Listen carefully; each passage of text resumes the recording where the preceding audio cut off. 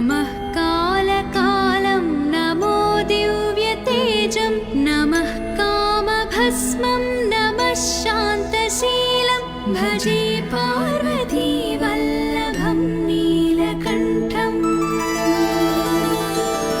सदा तीर्थसिद्धं सदा भक्तरक्षं सदा शैव पूज्यं सदा शुद्धभस्मं सदा ध्यानयुक्तं सदा ज्ञानतल्पं भजे पार्वतीवल्लभं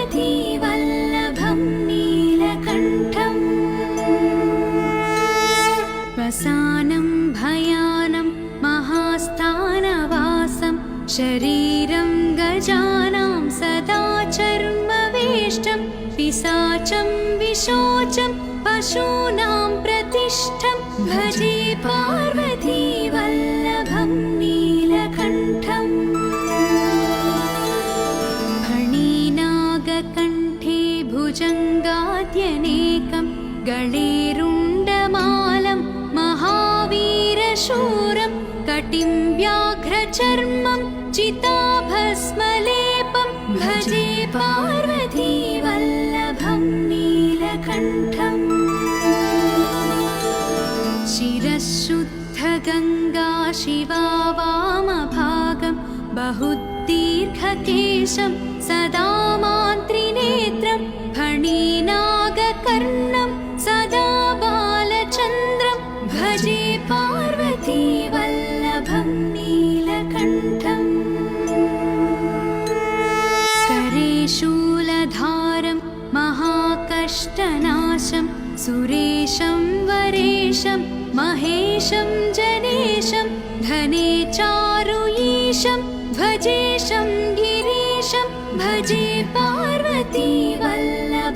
नीलकण्ठम् उदानं सुदासं सुकैलासवासं धरानिर्धरं संस्थितं ह्यादिदेवम् अजाहेमकल्पद्रुमुं कल्पसेव्यं भजे पार्वतीवल्लभं नीलकण्ठम् मुनीनां वरेण्यं गुणं रूपवर्णं द्विजानं परन्तं शिवं वेदशास्त्रम् अहो दीनवत्सं कृपालं शिवं हि भजे पार्वतीवल्लभं नीलकण्ठम् सदा भावनाथं सदा सेव्यमानं सदा भक्तिदेवं सदा पूज्यमानं मया तीर्थवासं सदा सेव्यमेकं भजे पार्वतीवल्लभं नीलकण्ठम्